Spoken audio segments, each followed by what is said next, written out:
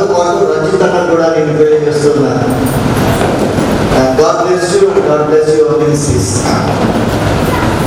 25 వసంతాలు అంటే అది సాధారణమైన విషయం కాదండి. 25 సంవత్సరాల సేవా జీవితం మామూలు విషయం కాదు. విచిత్రం ఏంటంటే 25 సంవత్సరాలు 7 సంఘాలు స్థాపించారు. 7 సంఘాల గురించి ఇప్పుడు చెప్పాలి. 7 సంఘాల గురించి చెప్పాలంటే నాకు 2 గంటల టైం కావాలా? మీరు నా టైం అంతా తింటారు, మీరు కూడా మీ టైం తింటారు. కాబట్టి నేను వదిలిపెట్టేయాలా? 7 సంఘాల గురించి మాట్లాడాలంటే మా సంఘంలో అయితే నేను 52 ఆదివారాలు మాట్లాడాను. 7 సంఘాల కిందనే 52 ఆదివారాలు, ఒక సంవత్సరం అంతా మాట్లాడాను. కాబట్టి ఇప్పుడు అయ్యే పని కాదని ప్రభుత్వం అయితే మరొకసారి ఎప్పుడన్నా మరి మన మీటింగ్స్ ఏర్పాటు చేసుకున్నప్పుడు సేవకులందరికీ ఉపయోగపడేలా దాని గురించి నేను మాట్లాడాను. ఈ రోజున చెరువు వచ్చిన నా తోటి దైవ సేవకులు, అది వేడుకలను తీసిన దైవ సేవకులందరికీ కూడా నేను శుభాలు తెలియజేస్తున్నాను. ప్రత్యేకంగా ఈ సమయంలో మరి ఎడ్వర్డను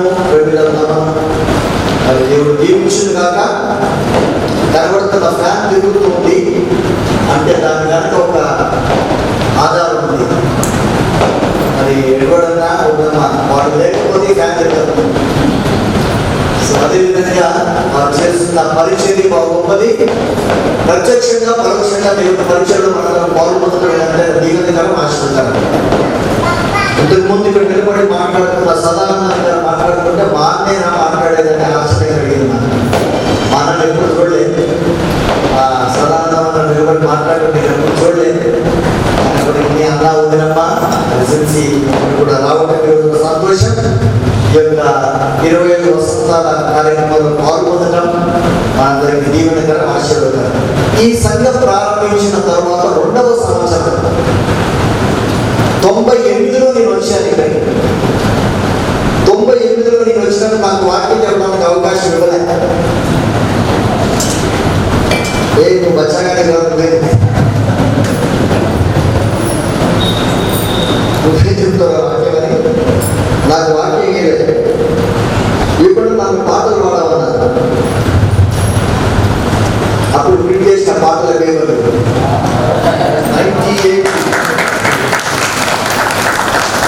25/21/98వ సంవత్సరం శిలువ ప్రార్థన మందిరం ప్రతిష్ట ప్రత్యేక పాటల ఈ పాటలు కూడా ఎదుర్కొంటున్నాను. అందుకని నేను చెప్పుకోవడానికి రాలేదు, చెప్పుకోవడానికి వచ్చిన ఈ రోజున దేవుని వాక్యాన్ని మీతో పంచుకోకుండా ముందుగా చాలా తీర్థంగా కొద్దిగానే మాట్లాడతా. నీకు ఆకలి అవుతుందో లేదో నాకైతే ఆకలి అవుతా ఉంది. కాబట్టి నాకు ఆకలి ఎంత ఎక్కువైతే అంత దూరం పోతా. తక్కువైనట్టు ప్రార్థన చేయండి, తొందరగా పిలుస్తున్నాను. ఇప్పటికీ చాలా కాలాంతరమైంది. కార్యక్రమాలు కొన్ని ఉన్నాయి, అవన్నీ ఉండాలి. మంచిది అవన్నీ సంఘాన్ని ప్రోత్సహించేవి. దాంతో పాటు దేవుని వాక్యం కూడా చాలా ప్రాముఖ్యమైనది. కాబట్టి దేవుని వాక్యం గురించి 2 మాటలు చెప్పకపోతే చిన్న ప్రార్థన చేస్తాను. తల నుంచి ఇక్కడ కూర్చున్నాను.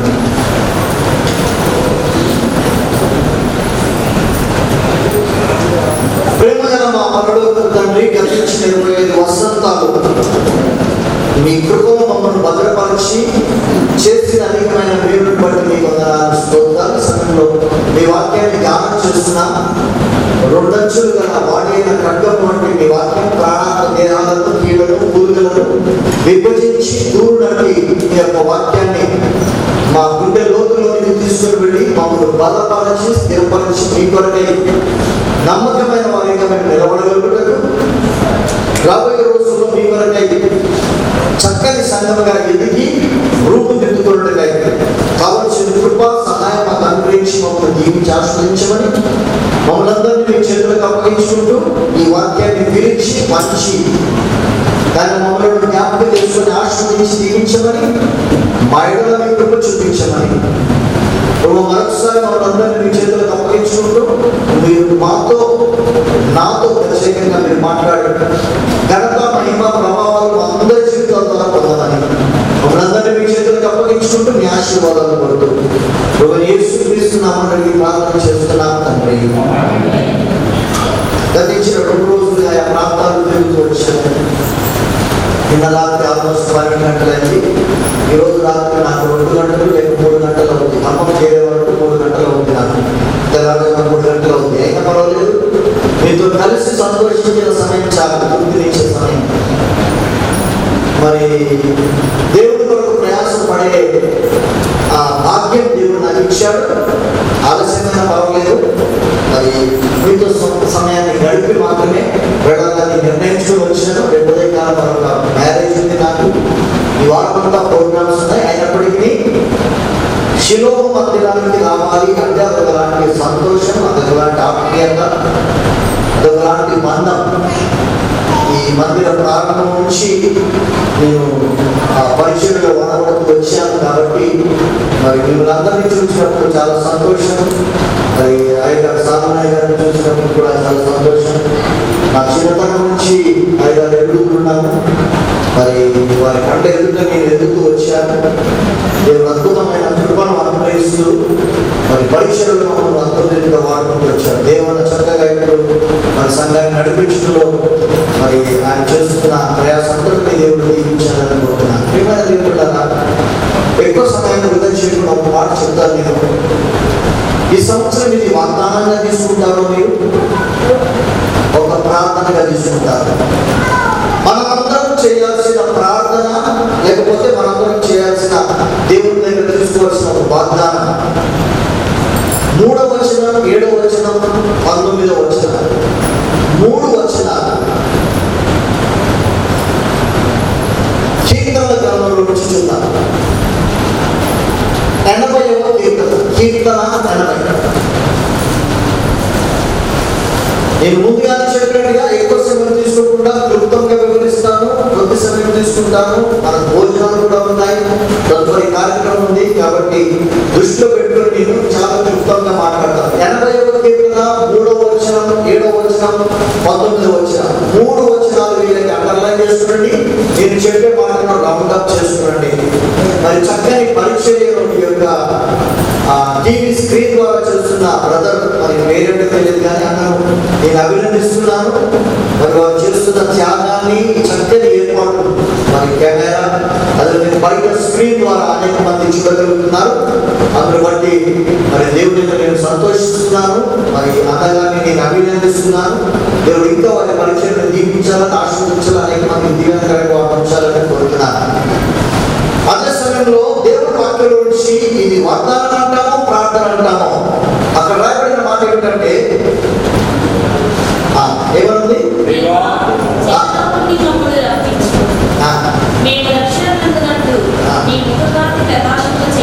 నీ ముఖ కాంతిని మా మీద ప్రకాశింపచేయుము. ప్రభువా, నీ ముఖ కాంతిని మా మీద ప్రకాశింపచేయండి. 3 చోట్ల ఇదే మాట కనబడుతుంది. దేవా, మీ ముఖ కాంతిని మా మీద ప్రకాశింపచేయండి. దేవుని ముఖ కాంతి తన బిడ్డలమైన మన మీద ప్రకాశించాలి అనేది మన యొక్క ఆశ, మన యొక్క ప్రార్థన. దేవుడు మన మీద ప్రకాశించాలి. ఇప్పుడు ఆ లైట్ నా మీద పడతా ఉంది. ఇంత కర్రే ఉన్నా నీకు స్పష్టంగా కనబడుతుందా లేదా? ఎందుకు ఆ లైట్ నా మీద? మీరు ఎవరు నాకు కనబడుతున్నారు. ఇంట్లో ఎర్ర ముందు ఉన్నారు, తెల్ల ముందు ఉన్నారు, నల్ల ముందు ఉన్నారు. కానీ మీరు ఎవరు నాకు కనబడతారు. కానీ మీరు మాత్రం మీకు స్పష్టంగా కనబడతారు. అయ్యా, మా ముఖం మీద మీరు ప్రకాశించండి. 31వ కీర్తన 16వ వచనం, 31:16 కూడా అయ్యా మీ ముఖ కాంతిని మా మీద ప్రకాశింపచేయండి అంటాడు. దేవుని ముఖ కాంతి మన పైన పడాలి, మనం ప్రకాశించాలి అంటే దేవుని ముఖ కాంతి మన మీద పడాలి అనేది దేవుని యొక్క ఆశ, కీర్తనకారుని యొక్క ఆశ. 80వ కీర్తన కానివ్వండి, 31వ కీర్తన కానివ్వండి, 2 వచనాలు మాట్లాడే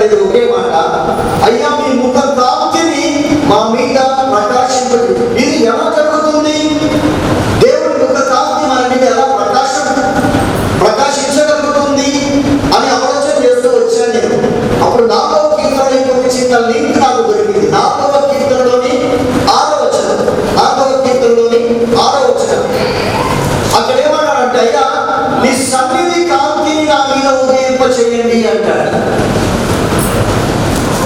అయ్యా నీ సన్నిధి కాంతిని నా మీద ఉదయింప చేయండి.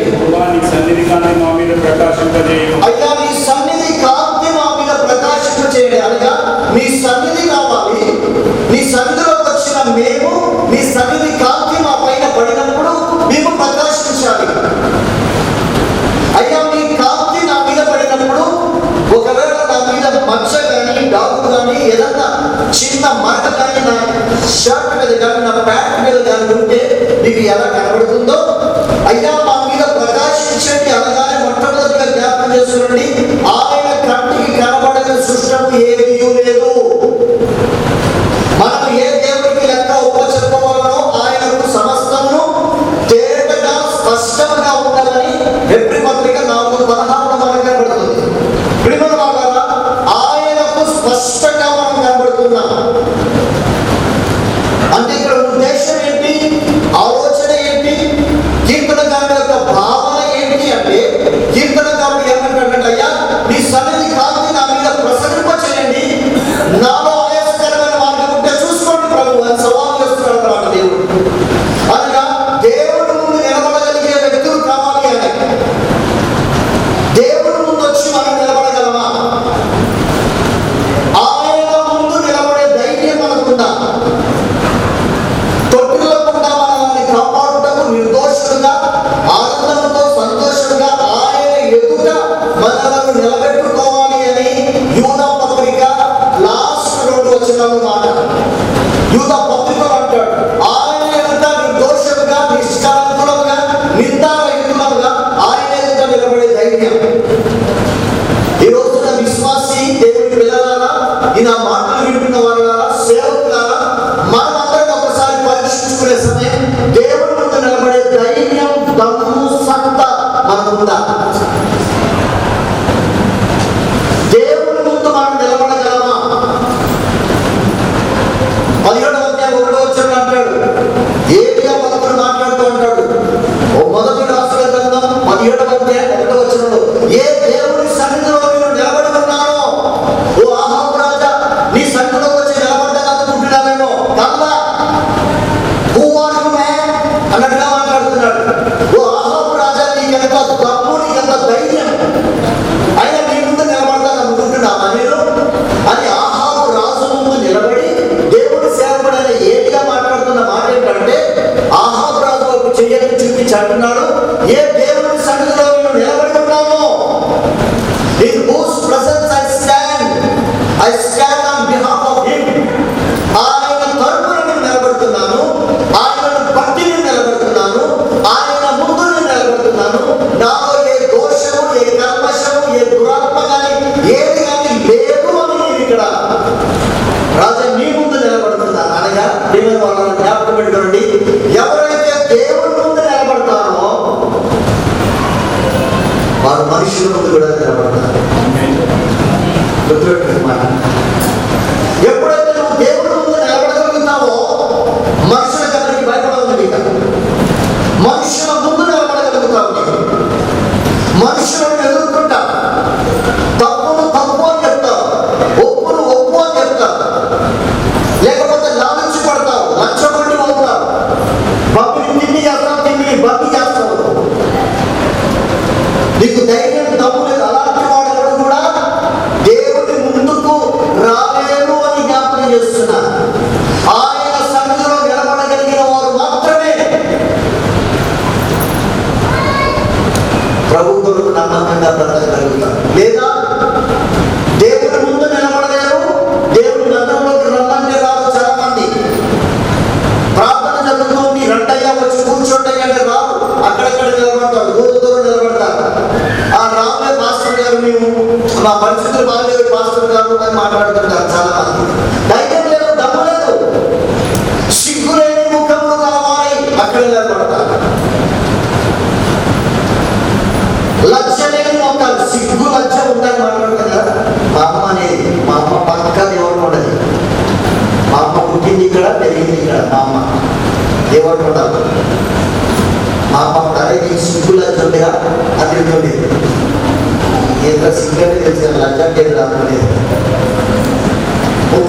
కీర్తన 4వ వచనం. 34వ కీర్తన 34వ కీర్తన 5వ వచనం. వారు ఆయన తట్టు చూడగా, ఆయన ముందు నిలబడగా, దేవుని పిల్లలైన వారు ఆయన తట్టు చూడగా, ఆ దేవుని వైపు చూడగా, ఆ దేవుని ముఖం చూడగా, ఆ దేవుని యందు ఆనందించే ప్రజలైతే, దేవుని సన్నిధిలోకి వచ్చే ప్రజలైతే, దేవుని సన్నిధిలో ఉండే ప్రజలైతే, వారు ఆయన తట్టు చూడగా వారికి వెలుగు కలిగెను. ఇంతకుముందు ఏం ప్రార్థన చేశాడంటే, అయ్యా మీ ముఖ కాంతి మా మీద ప్రకాశింపజేయండి అయ్యా అని ప్రార్థన చేశాడు. ఇప్పుడేమంటాడంటే 34వ కీర్తనలోని 5వ వచనంలో వారు ఆయన తట్టు చూడగా వారికి వెలుగు కలిగిందంట. ఇప్పుడు అంటే ఇప్పుడు వీళ్ళు ప్రకాశిస్తున్నారన్నమాట. ఆయన కాంతి, ముఖ కాంతి మన పైన పడినప్పుడు మనము ప్రకాశించాలి అనేది దేవుని యొక్క కోరిక, దేవుని యొక్క ఆశ. ఇప్పుడు ఒక ప్రాముఖ్యమైన మాట చూడండి, అదే వచ్చిన నెక్స్ట్ లైన్ చదవండి. వారి ముఖములు ఎన్నడూ లజ్జింపకపోవును. అంటే వారు సిగ్గుపడరు, సిగ్గు లజ్జ లేదన్నమాట. లజ్జింపకపోవును అనే మాట ఇక్కడ దైవజనంలో ఉంది. ఓహో మా అమ్మ కూడా ఇంటే వాడు ఇదే అన్నమాట అని అనుకునేది అన్నాడు. ఎవరైతే దేవుడు మొదలు చూస్తారో, ఎవరైతే దేవుడు ఆనందిస్తారో, ఎవరైతే దేవుడి సన్నిధిలో ఉంటారో, జ్ఞాపకం పెట్టుకోండి, మనమందరం కూడాను సిగ్గు లజ్జ లేని ముఖాలు కలిగిన వారమై ఆయన ముందు ఆయన ఎదుర్కోవడానికి మనం నిలబడగలుగుతామని జ్ఞాపకం చేస్తున్నాం. సంగమా, ఈ సంవత్సరం I want you to stand before him.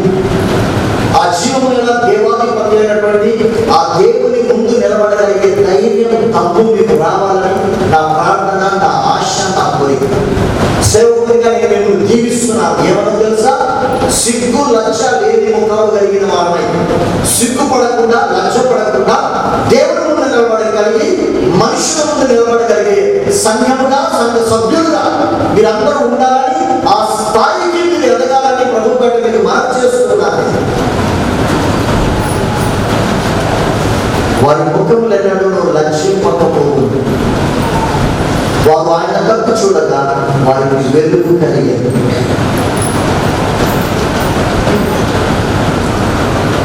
నాలుగో కీర్తనలోని 6వ వచనంలో మనం ఎంతమంది చదివాము?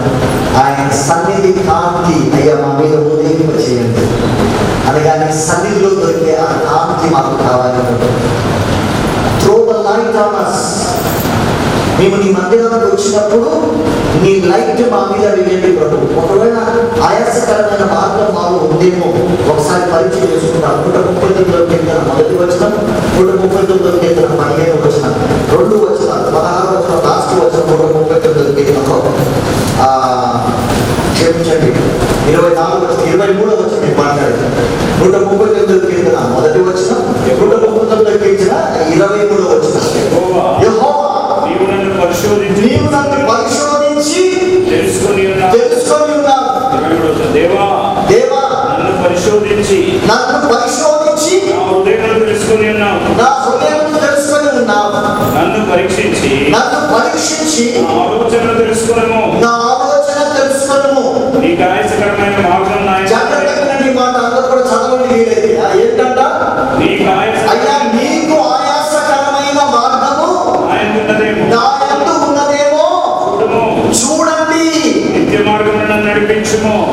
అయ్యా నీకు ఆయాసకరంగా నేను జీవిస్తున్నానేమో, నీ సన్నిధిలోకి వచ్చాను, నీ సన్నిధి కాంతి నా మీద ప్రసరింప చేయండి, నీ ముఖ కాంతి నా మీద పడనివ్వండి. ఒకవేళ నా జీవితంలో ఏదైనా ఆయాసకరమైన మార్గం మీకు కనిపిస్తూ ఉందేమో ప్రభు, నన్ను కడిగి శుద్ధి చేసి పవిత్రపరచండి నాయన. నా మాటలో కానీ, నా ప్రవర్తనలో కానీ, నా నడకలో కానీ, నా పడకలో కానీ, నా ప్రతి పనులు కానీ, నేను మాట్లాడే మాట నా నాలుగుతో నాకు మునిపి నా మాటలన్నీ మీకు తెలుసుకున్నాడు.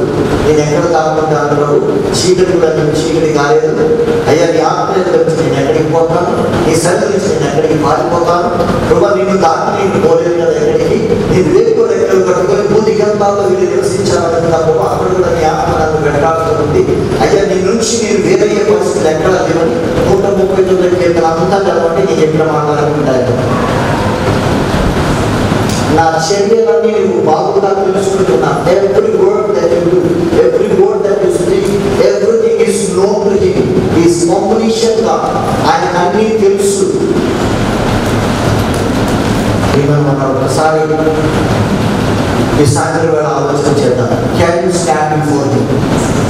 దేవుడి ముందు నిలబడగలిగే ధైర్యం, దమ్ము, సత్తా నీలో ఉందా? ప్రభు ముందు నిలబడగలమా? ఎప్పుడైతే దేవుడి ముందు నిలబడతామో అప్పుడు మనుషుల ముందు కూడా మనం నిలబడతాం. అప్పుడు ఆయన సన్నిధి కాంతిని మనం అనుభవిస్తాం.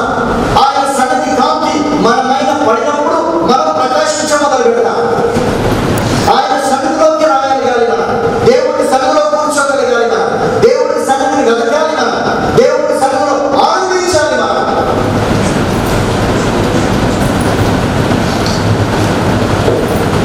దేవుడి సన్నిధిలో ఆనందిస్తున్నా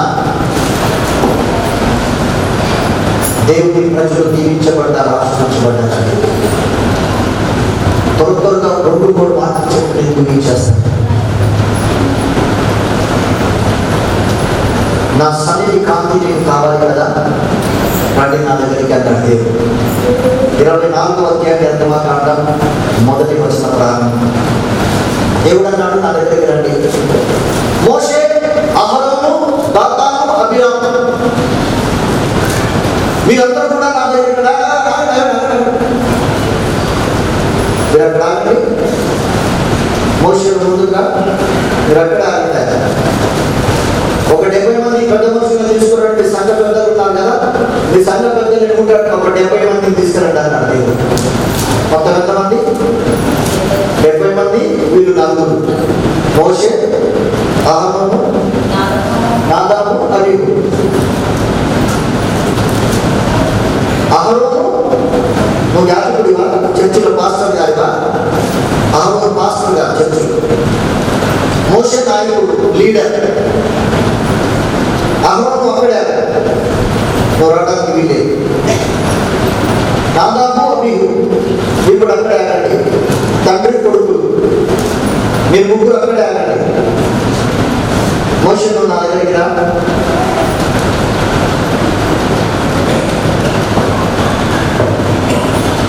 అయ్యా సంఘటనతో వచ్చారా? 70 మంది మీరు అక్కడే ఉండండి. మన దేవుడు ఎవరనుకుంటున్నాడు? శక్తి కలిగిన సమర్థుడైన దేవుడు ఆయన.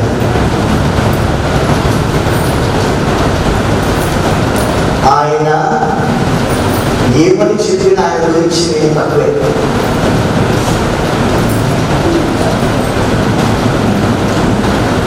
మీరు రండి, కానీ అందరూ కాదు. మోషే నువ్వు కొద్దిగా ముందుగా మిగతా వాళ్ళు అక్కడ ఆగండి. 70 మంది అక్కడే ఆగండి. చదవండి, నేను చెప్పే మాటలు ఉన్నాయి కదా, చదవండి. పిల్లకథ బాగా చూడండి. ఒక వాక్యం పోతుంది 24వ అధ్యాయం వచ్చిన నుంచి. ఆయన మోషేతో ఇట్లన్నాడు, నీవును అహరోనును నాదాబును అబీహును ఇశ్రాయేలు పెద్దలలో ఎంతమంది లెక్క? 70 మంది. చదవనా? యెహోవా యొద్దకు ఎక్కిరండి, పర్వతం ఎక్కిరండి. సాగిలపడండి అందరూ కూడా.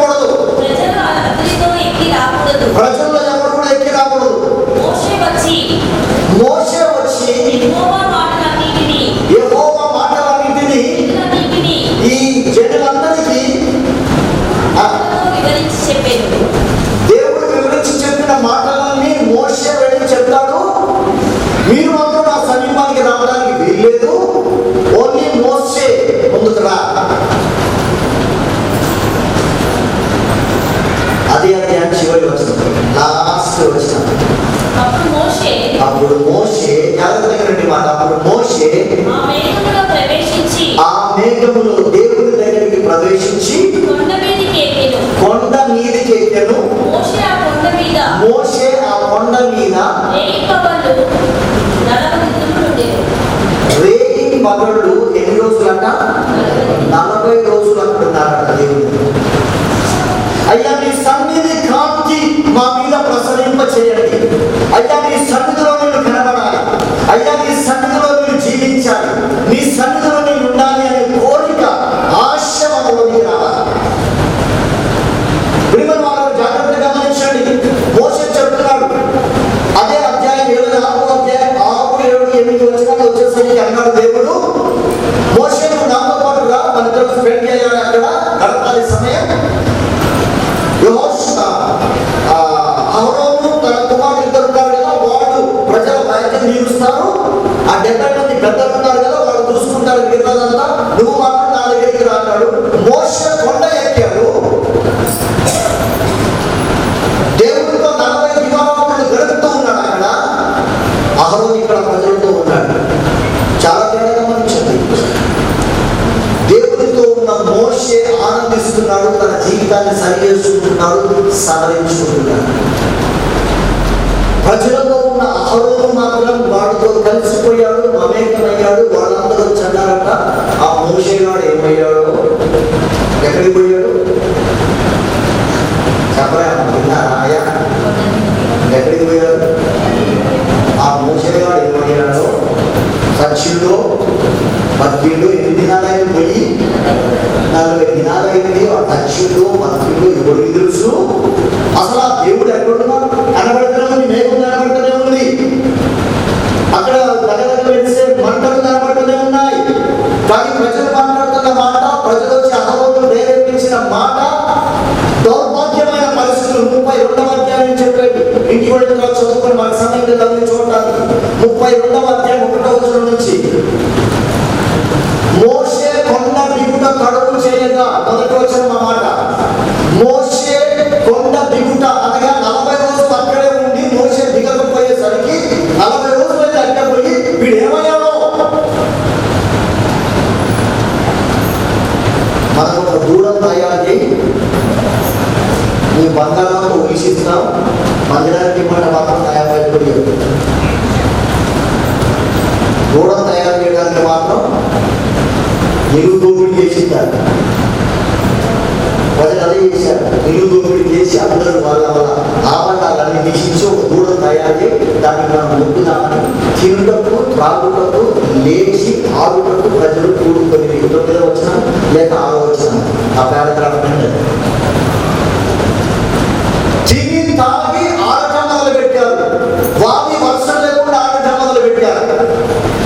అంటే ఈ మధ్య గణేష్ బొమ్మ దగ్గర ఉంటారే, ఆడోళ్ళు లేదు, బొమ్మలు లేదు అని నాకు నచ్చని అదంతా. అట్టొకరుగా ఎవరు ఎదుగుతున్నారంటే దేవుడి ప్రజలైన ఇశ్రాయేలీయులు. మోషే దేవుడితో ఉన్నాడు, దేవుడి సన్నిధిలో ఉన్నాడు, దేవుడి ముందు కాంతి ఆయన మీద ప్రసరిస్తూ ఉండగా తను తాను సరి చేసుకుంటున్నాడు, సవరించుకుంటున్నాడు, దినదినము నూతన పరచబడుతున్నాడు. 40 దినాలు. కానీ అక్కడ అహరోను మాత్రం వారితో మమేకమైపోయాడు. ప్రజలతో ఉన్న ఆయన వారితో ఏకమైపోయాడు. మన విరుగుల తర్వాత కొండ దిగి వచ్చాడు మోషే. అహరోను ఎదురు నిలబడ్డాడు. అహరోను ఎలా నిలబడ్డాడు? ఇక్కడ నిలబడ్డాడు అంటారా? అహరోను ఎక్కడ నిలబడ్డాడు? మోషేను చూడగానే, మోషే చేతిలో ఉన్న పథకం చూడగానే అహరోను ఏం చేసుకుంటాడు? ముఖం నిలవేశాడు.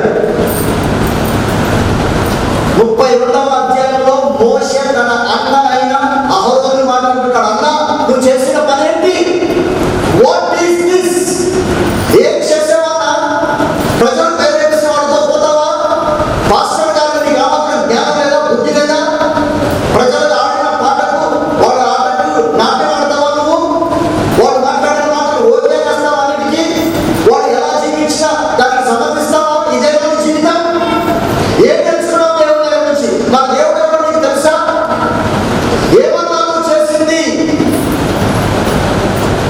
యాభై తల వచ్చి అంటున్నాడు, తమ్ముడు ఈ ప్రజల్లో నన్ను ప్రేరేపించింది.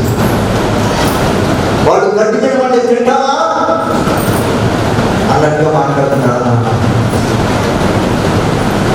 తర్వాత దేవుడితో గడిపిన మోషే, దేవుని సన్నిధిలో గడిపిన మోషే అన్నం తినలేదంట. ఎన్ని రోజులు? 40 రోజులు. దేని తినలేదు? అన్నం తినలేదు, నీళ్ళు కూడా తాగలేదు. నా చిన్నతనంలో సినిమా తీసేది,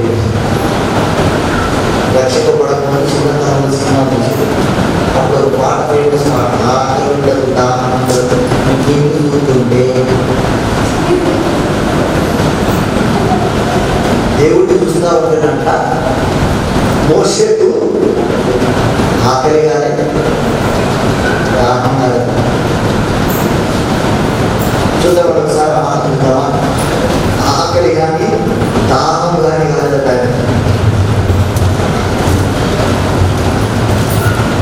33వ అధ్యాయం 34వ అధ్యాయం 28వ వచనం దేవుడు 34:28.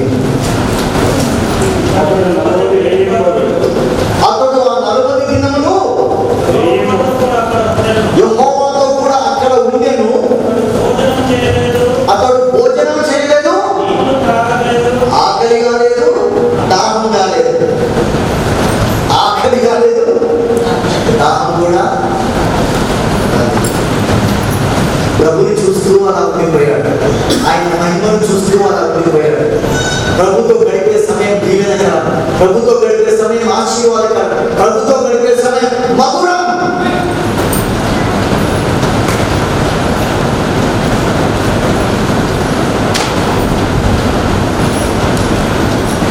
మోషే అన్నాడు, ప్రభువా ఇంత బాగా ఉన్నాను, నీ ముఖం చూడాలయ్యా. ఒక పిచ్చోడా, ముఖం చూడాలంటే అది మోషే కుతూహలం వచ్చింది. మోషే అంటాడు, అయ్యా నీ ముఖం చూపి రావాలి సాయం. నేనెందుకు చెప్పలేదు, నీకే చూపిస్తాను. 30 కూడా నేను 30 కూడా వచ్చాయి. నిర్గమకాండం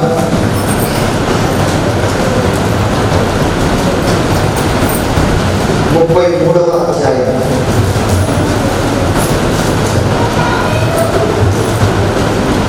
మరియు ఆయన మీకు అర్థం అవ్వాలంటే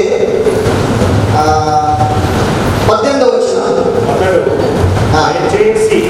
అతడు అనగా మోషే దయచేసి, మోషే అంటున్నాడు, దయచేసి నీ మహిమను నాకు చూపుము, నీ మహిమను నాకు చూపించండి ప్రభు, నీ ముఖం నాకు చూపించండి ప్రభు అని అడిగాడట. అడిగితే ఆయన అంటే దేవుడు ఏమంటున్నాడు, నా మంచితనం అంతా నీ ఎదుట కనపరచెదను, నా మంచితనం అంతా నీ ఎదుట కనపరుస్తాను మోషే. నామమును నీ ఎదుట ప్రకటించెదను, నా యొక్క నామమును నీ ఎదుట ప్రకటిస్తాను. నేను కరుణించిన వారిని కరుణిస్తాను. ఎవరి యందు కనికరపడను. మరియు ఆయన నీవు నా ఇవన్నీ చేస్తాను, నేను కనికరిస్తాను, కరుణిస్తాను, నా మంచితనం చూపుతాను. కానీ ఒరే మోషే, ముఖం చూడాలి, నా ముఖం మాత్రం నువ్వు చూడచాలవు, నాకు నువ్వు చూడలేవు అన్నాడు. చూడచాలు అంటే అర్థం ఏంటి? నా ముఖం మాత్రం నువ్వు ఎందుకో తర్వాత ఏ నరుడు నన్ను చూచి ఏంటమ్మా? ఏ నరుడు నన్ను చూచి బ్రతకడు. నన్ను చూచి బ్రతికిన నరుడు ఎవడు కూడా లేడు. 1వ తిమోతికి రాసిన పత్రిక 6వ అధ్యాయం 16వ వచనంలో కూడా అదే అంటాడు, నన్ను చూచి బ్రతికిన నరుడు ఎవడు? సమీపించరాని తేజస్సులో అమరత్వం కలిగిన ఆ దేవాది దేవుడిని చూసిన వాడు ఎవడు? ఈ రోజున ప్రియమైన దేవుడు గారు, నీకు నాకు యోగ్యత లేదు, అర్హత లేదు. ఆయన చూసే భాగ్యం మనకు లేదు, ఆయన సన్నిధిలోకి వచ్చే భాగ్యం లేదు.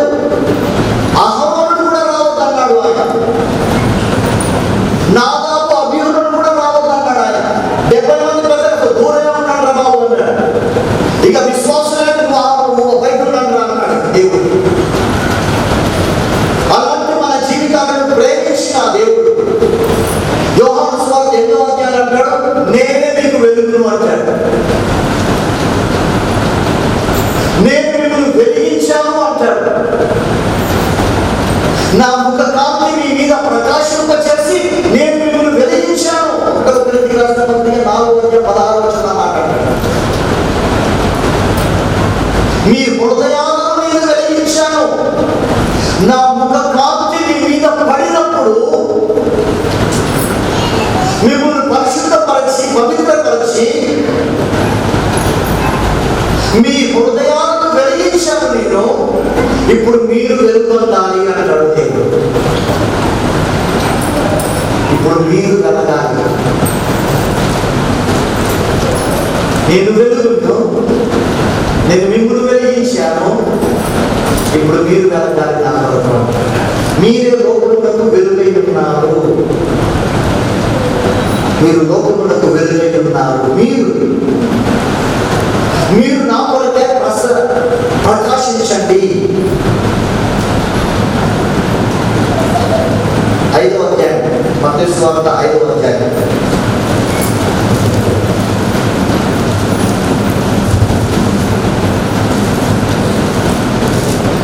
మత్తయి సువార్త 5వ అధ్యాయం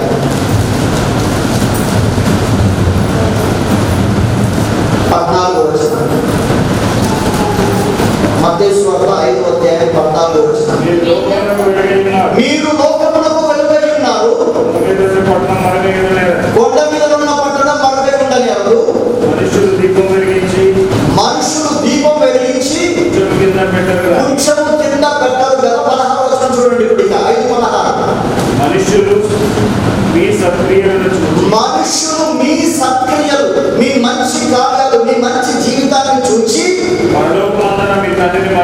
పరలోకమందున్న మీ దేవుని మహిమపరచుదురు. వారి ఎదుట, ఈ మాట అండర్లైన్ చేసుకోండి. వారి ఎదుట మీ వెలుగును ప్రకాశింపనీయండి. వారి ఎదుట మీ వెలుగును ప్రకాశింపనివ్వండి. ప్రియమైన దేవుని కదా, మనం ఆయన సన్నిధి కాంతిలోకి మనం వచ్చినప్పుడు, ఆయన సన్నిధిలో మనం కనిపించినప్పుడు, ఆయన సన్నిధి కాంతి మన మీద పడినప్పుడు, ఆయన మన హృదయాలను వెలిగించినప్పుడు, వెలిగిన మనము మన సత్క్రియలు ప్రజల ముందు కనబరిచి ఆయన కొరకు మనుషుల ముందు వెలుగుగా, జ్యోతులుగా మనం కనబడాలి. అది ఆయన ఆశ. బైబిల్లో చెప్పే సిద్ధాంతం కూడా అదే. లోకమందు జ్యోతుల వలె నా కొరకు కనిపించండి. మీరు ప్రజల యొక్క ప్రకాశించండి అంటారు. అనగా మన ముఖాల్లో వెలుగు కనబడాలి. ఆ వెలుగు ఏంటంటే మంచి పనులు అంటాడు. మంచి పనులు చేయండి ప్రజలకు. మంచిగా బ్రతకండి. శిలోహు ప్రజలారా, దేవుని కొరకు నమ్మకంగా బ్రతకండి. దేవుని కొరకు మంచిగా బ్రతకండి. దేవుని కొరకు మంచిగా జీవించండి.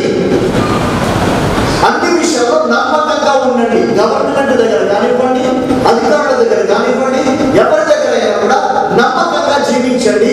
నీ సత్క్రియలు చూసి నీ పరలోకమందున్న తండ్రి మహిమపరచబడతారు. కాబట్టి మీరు లోకంలో జ్యోతుల వలె వెలగండి అంటారు.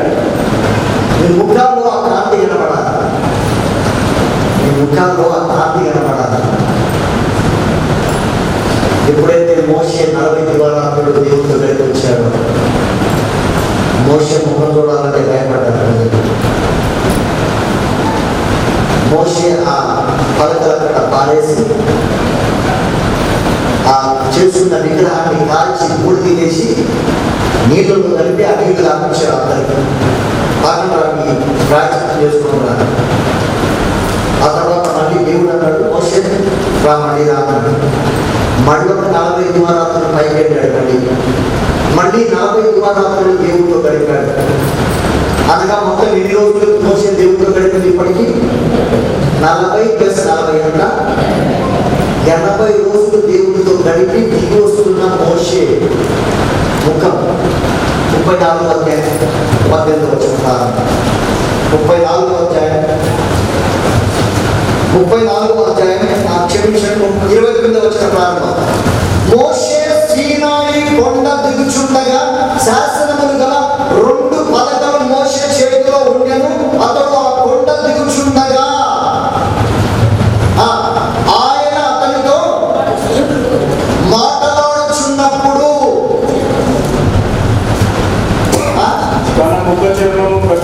అందరూ తీసుకున్నారా? ఇది వస్తుందా? మూసేనా? బైబిల్ మూసేనా? ట్విట్టరా? ఏంటంట? తన ముఖ చర్మం ప్రకాశించెను. మోషే ముఖ చర్మము ప్రకాశించెను. ఆ సంగతి మోషేకు తెలియలేదు. అహరోను ఇశ్రాయేలీయులను మోషేను చూచినప్పుడు అతని ముఖ చర్మము ప్రకాశించెను గనుక వారు అతని సమీపించ వెరచిరి. మోషే దగ్గరకు రావాలంటే భయపడ్డాడు. అమ్మో, మోషే ముఖం ప్రకాశిస్తూ ఉంది, దగ్గర మెరిసిపోతా ఉంది. దేవుడితో 40 రోజులు 80 రోజులు గడిపి కొండ దిగి వస్తున్న మోషే ముఖం చూసినప్పుడు అమ్మో, మోషే ముఖం వెలిగిపోతా ఉంది. ఇదెక్కడ విచిత్రం, ఇదెక్కడ విడ్డూరం అని అహరోను కానీ ఇశ్రాయేలీయులు కానీ ఎప్పుడు కూడా తెగించి ముందుకు రాలేదు. మోషే కూడా వీళ్ళ బాధను చూడలేక ముసుగేస్తున్నాడట. మోషే ముసుగేస్తున్నాడట. ప్రకటన వచనం చూడండి దయచేసి. 35వ వచనం. మోషే ముఖ చర్మము ప్రకాశింపగా 34 నుంచి చదువుతామండి, అర్థం అవ్వకుండా. ఆయనను మోషే యెహోవాతో మాట్లాడుటకు ఆయన సన్నిధిని ప్రవేశించినది మొదలుకొని అతడు వెలుపలకు వచ్చి తనకు ఆజ్ఞాపించబడిన దాన్ని ఇశ్రాయేలుతో చెప్పాను. ఇప్పుడు అందరం చూద్దాం, గట్టిగా చూద్దాం ఈ మాట. మోషే ముఖ చర్మము ప్రకాశింపగా ఇశ్రాయేలీయులు మోషే ముఖమును చూచి, మోషే ఆయనతో మాట్లాడడం లోపలికి వెళ్ళు వరకు మోషే ముఖం మీద చూడలేకపోతున్నారు. మకాన్ని మోషే దగ్గర వెలిసిపోతున్నాడు, చూడలేకపోతున్నారంట. అమ్మో, ఎంత సమీపించడానికి దేవుడిలో ఉంది దేవుడు. నా దేవుడు అయ్యా, అయితే మీ ముఖ కాంతి నా మీద ప్రసరింప చేయండి ప్రభు. అయ్యా, నన్ను వెలిగించే దేవుడు నీవు. అయ్యా, నా ముఖం ప్రకాశింప చేసే దేవుడు నీవు. అయ్యా, నా ముఖం మెరిసిపోతా ఉంది, నా ముఖం ప్రకాశిస్తూ ఉంది. ఇప్పుడు మోషే ఈ ప్రజలు నన్ను కూడా చూడలేకపోతున్నారు ప్రభు, నా ముందు కూడా రాలేకపోతున్నా. అయినా నీ ముందుకు తర్వాత సంగతేమో కానీ నా ముందు వచ్చి కూడా నిలబడలేకపోతున్నారు ఈ ప్రజలు. అహరోనుకి మొహం లేదు, ఇశ్రాయేలు ప్రజలకు మొహం లేదు ముందుకు రావడానికి. మోషే ముఖ చర్మము ప్రకాశించేది. ఆశగా ఈరోజు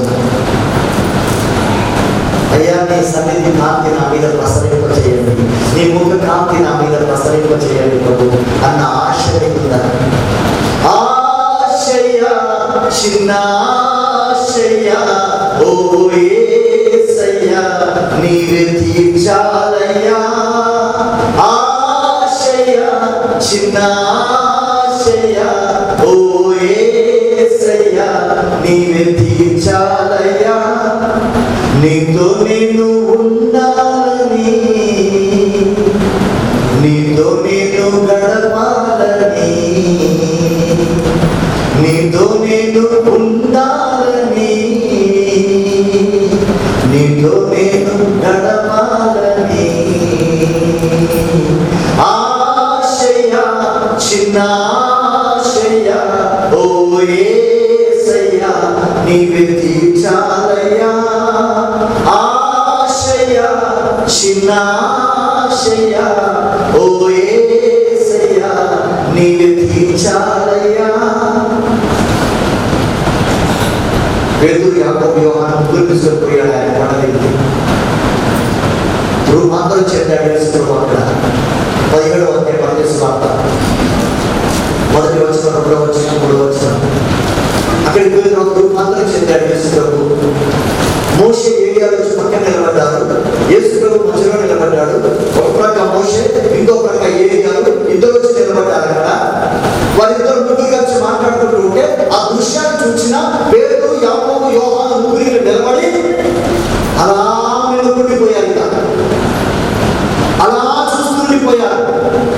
ఆశయ చిన్న ఆశయ ఓ యేసయ్యా, నీవే తీర్చాలయ్యా. అన్నట్లు అంటున్నారు. అయ్యా ఓ యేసు ప్రభువా, నీకు మాట చెప్తాం వినండి. ముగ్గురు కలిసి ఏంటంటే నీకు పూజ చేద్దాం, ఏలియాకు పూజ చేద్దాం, మోషేకు పూజ చేద్దాం. ఈ పూజలో మీరు ఉండండి, మీరు ఇక్కడ ఉన్నారు. ఇది ఇక్కడే ఉందామా, ఇంకెందుకు పోతున్నాం? ఈ కొండ దిగి ఆ కోరేపు కొండ, అదే సీనాయి కొండ మీద ఆయన రూపాంతరం చెంది తన ముఖం ప్రకాశిస్తా ఉంది. ప్రపంచంలో ఏ జాతర చలవ చేయలేనటువంటి ప్రకాశమానమైన తెలుపుమయమైన ముఖం ప్రకాశిస్తా ఉంది యేసుక్రీస్తు ప్రభువారిది. పేతురు, యాకోబు, యోహాను చూసి ఎంత రమ్యమైన దృశ్యమయ్యాయి. ఇంతకు మించి మాకు ఏం కావాలయ్యా? ఆకలి లేదు మాకు, ఇక్కడ దాహం లేదయ్యా. ఇక్కడ అయ్యా నీతో ఉండాలి, నీ సన్నిధి కాంతి మాకు కావాలి. అయ్యా ఇక్కడే ఉన్నాం ప్రభు, యేసయ్యా ఇక్కడే ఉన్నామయ్యా అంటున్నారు. వినవాళ్ళ ఆశ ఉండాలి. అయ్యా నీ సన్నిధి కాంతి మనం ఉదయం చేయాలి, మా మీద ప్రకాశించండి. మీకు వెలుగుండాలి, మా ముఖాలు ప్రకాశించాలి. సిగ్గు లజ్జ లేకుండా ప్రజల ముందు కాలంగా నిలబడాలి. చెప్పగలరా? 5 బిషపులు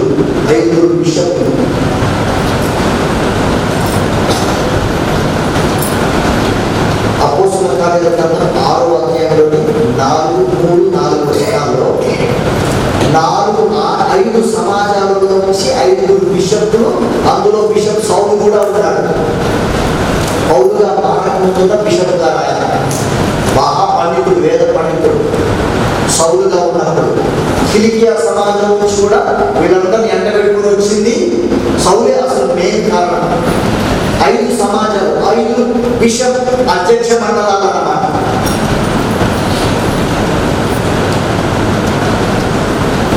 దేశాలు ఇప్పుడు వడ్డిస్తారు చూడండి, భోజనం వడ్డిస్తారు కదా మన బ్రదర్స్. అలాంటి పని చేసేవాడు యెరూషలేము సంఘంలో. స్టెఫెను అలాంటి పని చేసేవాడు. 6వ అధ్యాయంలోని 15వ వచనం వచ్చేసరికి అతనితో వాదించుటకు వారి వల్ల కాదు. 5 బిషపులు సమాజాల నుంచి వచ్చిన, అధ్యక్ష మండలాల నుంచి వచ్చిన వారు సౌలు లాంటి మేధావులు, ఒక సర్వీస్ డిపార్ట్మెంట్ లో ఉన్న సాధారణమైన విశ్వాసంతో మాట్లాడలేకపోయారు. అంతేకాదు, ఎప్పుడైతే స్టెఫెన్ మాట్లాడటం మొదలు పెట్టారో, స్టెఫెన్ యొక్క ప్రసంగం వినడం మొదలు పెట్టారో, అక్కడ రాయబడిన మాట ఏంటో తెలుసా? 6వ అధ్యాయం 15వ వచనం అపోస్తలుల కార్యాల గ్రంథం, స్టెఫెన్ ముఖం దేవదూత ముఖము వలె ప్రకాశించెను అని కనబడతా ఉంది. స్టెఫెన్ ముఖము దేవదూత ముఖం వలె ప్రకాశించింది. గడగడలాడిపోయారు. 5 సమాజాల వారు 5 బిషపులు లేచి గౌరవ చదువుతున్నారు. మరొకసారి చెప్తున్నాను, ఆశ అయ్యా నేను ప్రదర్శన చేసుకోవాలి. అయ్యా నీ సన్నిధి కాంతి మాకు ఇవ్వండి, నీ సన్నిధిలో పెడతాను. చిరకాలం యెహోవా మందిరంలో నేను నివాసము చేస్తాను. అయ్యా చిన్న ఆశయం నీతో ఉండాలని, నీతో గడపాలి. తను చిరడు చూస్తున్నాను, ప్రార్థన చేస్తున్నాను. ఈరోజు ఆశ నేను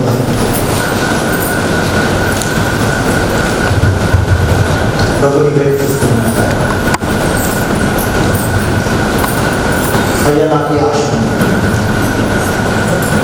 నేను చూడాలని ఆశ ఉంది, నీతో గడపాలని ఆశ ఉంది ప్రభు,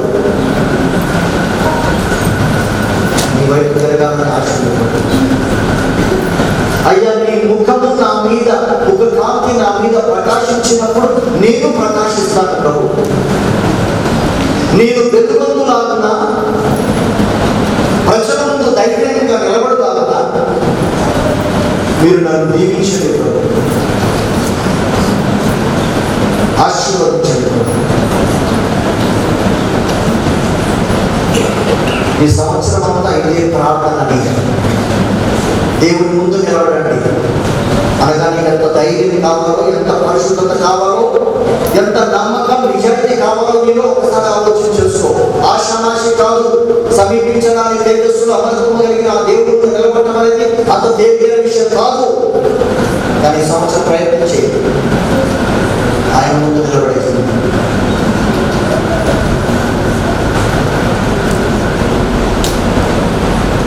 అయినా రమణాలు మీకోసం ప్రార్థన చేస్తున్నాను. మనందరం కూడా ప్రార్థన చేస్తున్నాను. ఒకసారి ప్రభు మీ ప్రకాశం మా మీద ప్రకాశం పడిపోండి. ఒకవేళ నాలో ఆయాసకరమైన మార్గం తొలగించండి.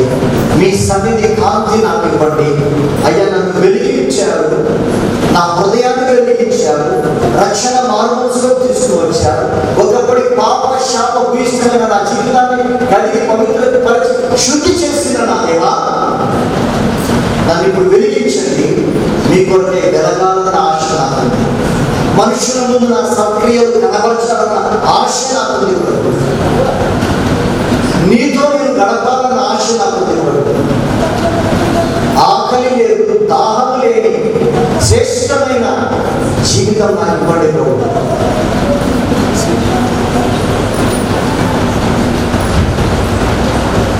ప్రార్థన చేస్తున్నాను. ప్రేమగల మాతలో తండ్రి, దయగల మా యేసు క్రీస్తు ప్రభువా, శిలోహ మందిరాన్ని మీరు దీవించారు, ఆశీర్వదించారు.